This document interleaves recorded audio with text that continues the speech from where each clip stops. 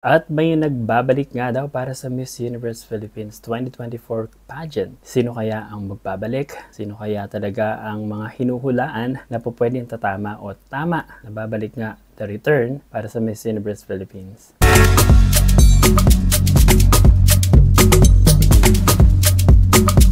Hello guys! Welcome back to my channel. This is Roderick Cruz Zabala, and today's video pag-usapan nga natin ang bagong post ng Miss Universe or the Miss Universe Philippines Instagram account na meron nga doon nagbabalik or magbabalik na ang tawag pa nga nila is the return. Sino nga kaya ang magbabalik na to? Ito nga ba ay previous contestants or hindi nakasali dahil sa kung ano-ano pa? Posible na isa sa familiar faces ng Miss Universe Philippines at pwede rin naman na mga hindi pa nakasali na dapat ay sasali. Bago tayo magsimula guys, if you're new to my channel, if you haven't subscribed, please do consider to subscribe at huwag kakalimutan ng notification bell para hindi nyo ma-miss ang aking masusunod na uploads. Alright, without further ado, the Miss Universe Philippines new post, the return of hindi natin sure kung sino. Based sa picture, sa silhouette ng kanilang post, well, kung ito talaga yung girl na magbabalik, parang dun sa silhouette ng picture na to, para siyang si Kisses De La Ville. Skinny, super petite ng kanyang aura. Ito kung makikita niyo naman yung silhouette ng picture,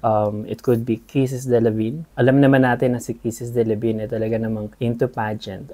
Isa sa pangarap niya talaga is makasali sa Miss Universe. Kisses De La Ville was one of the semi-finalists during the 2021 Miss Universe Philippines competition. Fan base.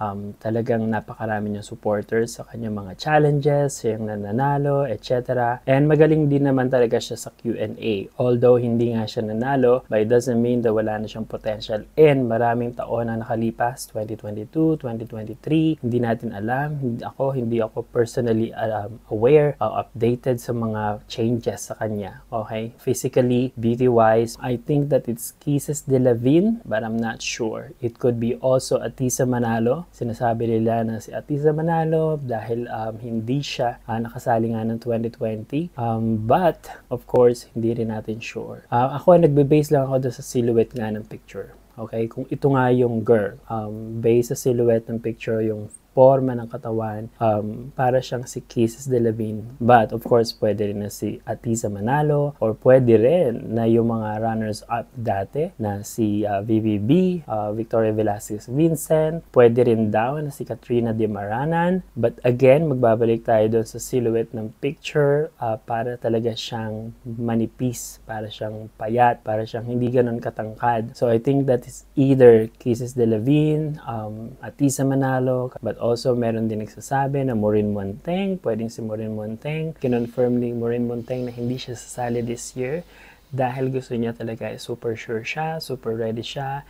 And sinabi pa niya na kailangan daw is yung Philippine delegate is super strong para sa Mexico. So, I'm not sure. Meron din nagsasabi na pwedeng si Samantha Panlilio. Pwede rin dahil kung makikita nyo yung forma ng katawan ni Samantha Panlilio, siya ay maliit. Okay? So, hindi siya ganun kahaba, hindi siya ganun katangkad. Well, Samantha Panlilio is a successful businesswoman.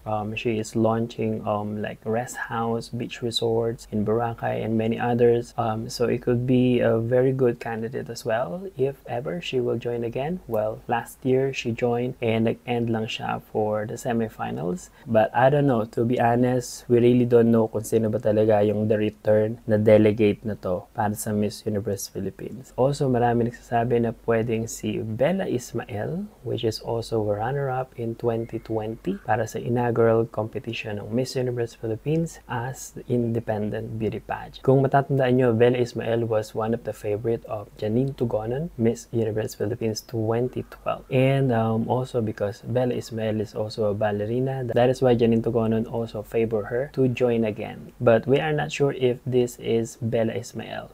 But who knows, right? It could be a returnee or it could be a pageant girl na namahinga and magbabalik.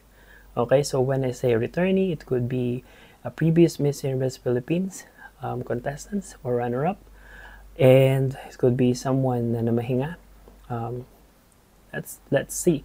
So, we don't know. We will find out soon kung sino nga ba talaga yung return or magre-return o magbabalik sa Miss Universe Philippines or sa beauty pageant in general. Right, so this is it. Ano sa hula nyo? Sino kaya sa palagay nyo ang the return na girl na to para sa Miss Universe Philippines 2024 beauty pageant? And kung sakaling ang manalo, siya maging representative ng Pilipinas para sa Miss Universe 2024 na gaganapin nga sa Mexico. Right, so this is it. This is Roderick Cruzabala. Thank you very much for watching, and I hope you guys stay safe and be safe. Bye-bye. It could be Samantha Panlilio, it could be Kisses de Levine, it could be Bella Ismael, it could be anyone else, okay, na hindi pa natin sure. Sino sa palagay nyo yung the return na candidate na to or delegate na to para sa Miss Universe Philippines 2024. Right, so this is a very quick video. Based on the silhouette, I think yung pinaka-close na hula ko is si Kisses de Levine. Para sa mga supporter ni Kisses de Levine, ano sa palagay nyo, siya ba? Kung meron kayong alam, mag-spill na kayo ng inyong tea and leave nyo na yung comment nyo down below. Alright, so this is it. This is a very quick video, the return para sa Miss Universe Philippines 2024 competition.